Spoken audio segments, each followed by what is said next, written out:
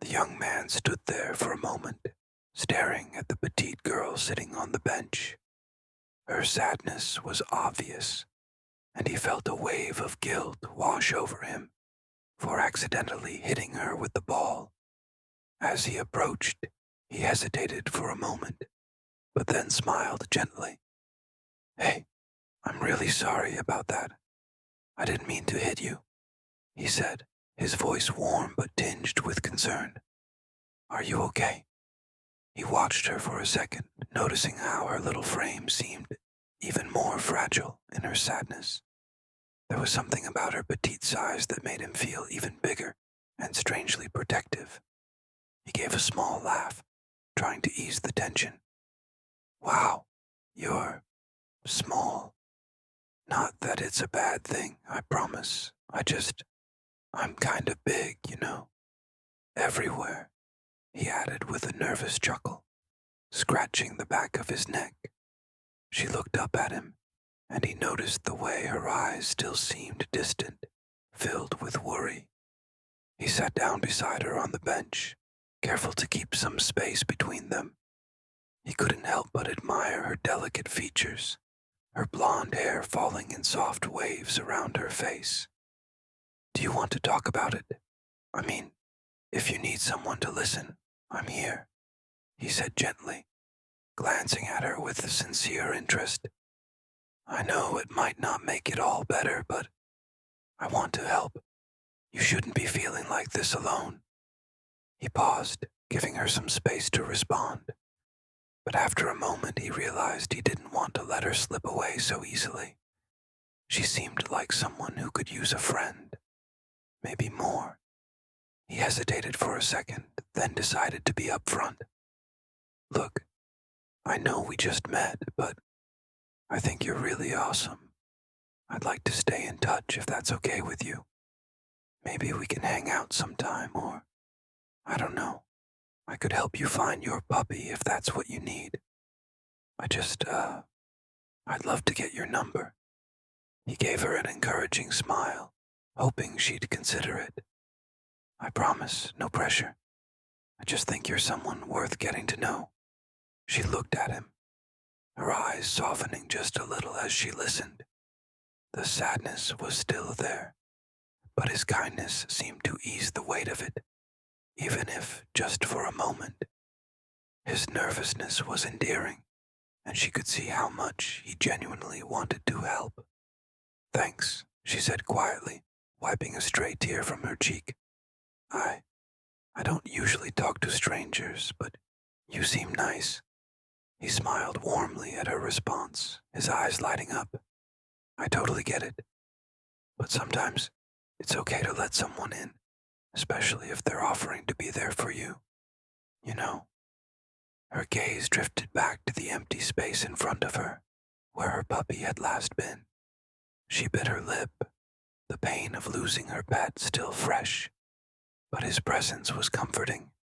She could tell he wasn't just saying those things to be polite. There was a sincerity in his tone that made her feel a little safer. I I lost my puppy," she whispered, more to herself than to him. "I don't even know where to look anymore."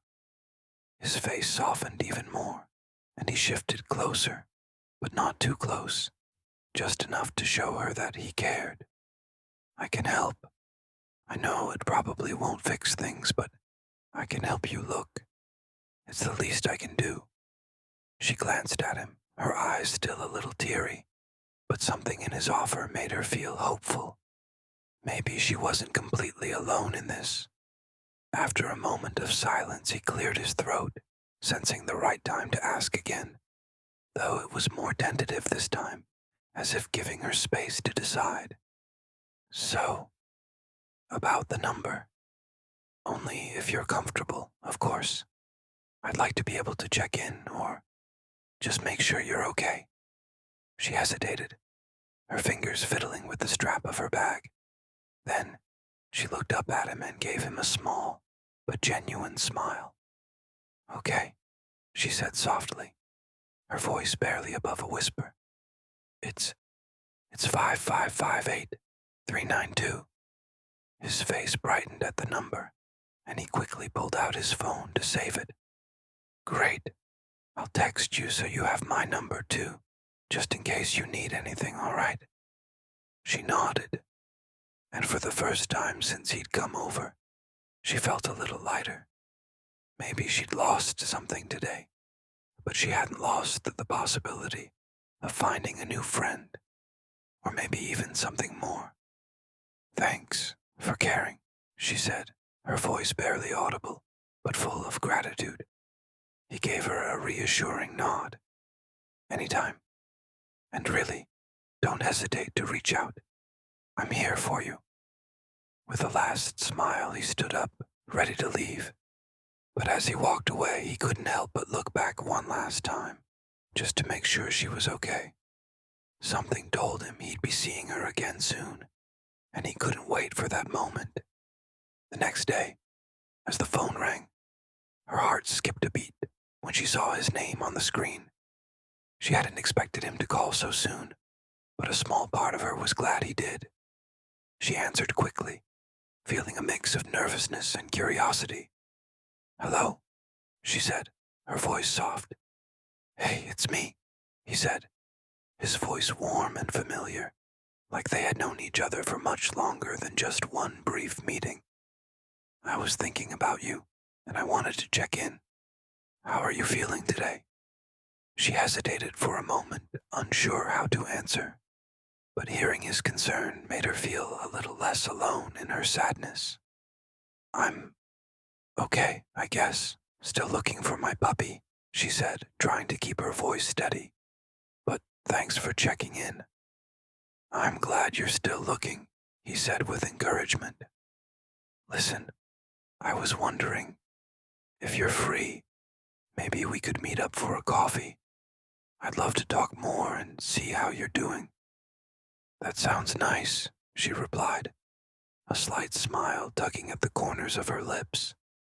I'd like that. A few hours later, they were sitting together at a small coffee shop, the cozy atmosphere filled with the smell of freshly brewed coffee and soft jazz music in the background. He had a gentle way about him, his large hands wrapped around a cup as he looked at her with care. When she walked in, his eyes brightened as he stood up to greet her, holding a small bouquet of flowers in his hand. I got these for you, he said, offering them with a sheepish grin. I thought it might brighten your day a little. Her heart fluttered as she took the flowers, her cheeks warming. Thank you. They're beautiful. He smiled, sitting back down across from her. I'm just glad I could do something. I know it's not much, but I wanted to do something to show that I care. They sipped their coffee and the conversation flowed easily. He asked her about her life, the things she loved, her hobbies, and the little details that made her who she was. Her answers were gentle, a little hesitant at first, but as they talked she seemed to relax more and more. There was something comforting about his presence, something about the way he listened, his attention solely on her, that made her feel at ease. As the conversation turned toward him, he shared more about himself. He told her about his family, his job, and the things that shaped him into who he was. He laughed a little too loudly at some of his own stories, but it felt natural. He could feel the way they were connecting, and for some reason, it felt like the right moment. He leaned forward, his hand resting on the table, and looked at her with a mix of admiration and tenderness. You know, you're really special, he said softly, his voice almost a whisper. I'm glad we met. Her eyes met his, and for a moment, there was nothing else but the quiet between them, the sound of distant conversations, and the soft hum of the coffee shop. He couldn't resist the urge to reach out. Slowly, carefully, he brushed a lock of her blonde hair behind her ear, his fingers grazing the softness of her skin. She looked up at him, her expression a little uncertain, but undeniably open. It was then that, despite the size difference between them, the way he felt so big in comparison to her, he couldn't hold back. He leaned in and gently kissed her cheek, just a soft, fleeting touch.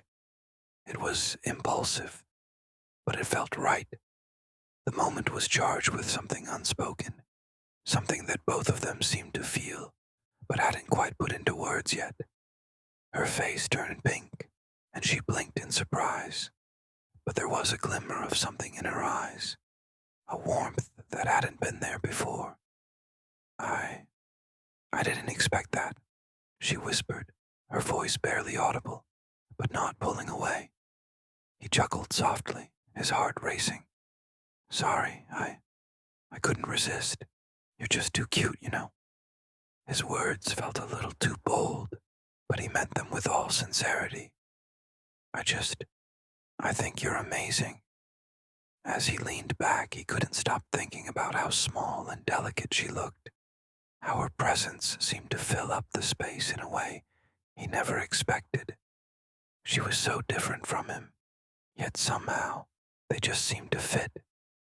He found himself wishing he could protect her from everything that made her sad, just as much as he wanted to be close to her.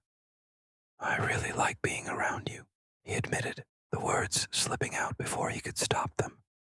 It just feels right. She looked down at the flowers in her hands, then back up at him, her lips curling into a shy smile. I like being around you too, she said quietly, and his heart fluttered again. They sat there for a little longer, talking and laughing, both of them aware of the connection forming between them, despite everything that had brought them together. Her puppy, her sadness, the unexpected ball incident. It felt like something new, something hopeful, was just beginning. The following week came quickly, and they were both eager to see each other again. After their last meeting at the coffee shop, the connection between them had only deepened. Every text, every conversation seemed to pull them closer, and both of them felt the spark of something more. He had been thinking about it all week, about how much he liked her, how natural it felt to be around her, and after talking it over with a few friends and himself many times, he decided he was ready to take the next step. So, one evening, he called her up, his voice calm, but laced with excitement. Hey, he began, I've been thinking. I'd really like to see you tonight. If you're free, maybe we could hang out at my place. There was a slight hesitation on her end, but then she agreed with a soft laugh. Sure, I'd love to. What's the plan? I was thinking we could watch a movie, just relax, he said, trying to sound casual, though his heart was racing. I live alone, so we can do whatever you like. A few hours later, she arrived at his apartment, and as she stepped through the door, she was immediately greeted by the warm, cozy atmosphere. The lighting was dim, the soft flicker of a lamp casting a golden glow on the walls. He had already picked out a movie, something light-hearted, nothing too serious, and there was a bowl of popcorn waiting on the coffee table. Make yourself comfortable, he said, offering her a seat on the couch as he sat down beside her. She noticed that there was a certain nervous energy in him, a hint of anticipation in his usual relaxed demeanor. She smiled to herself, feeling the warmth of his presence, and settled in beside him. They spent a few moments chatting about their day, their plans for the weekend, and small talk. But as soon as the movie started, the atmosphere shifted to a more relaxed pace. He stole glances at her as they watched, his eyes lingering a little longer than they probably should. She looked so comfortable, so at ease, and yet her tiny form beside him made him feel even bigger.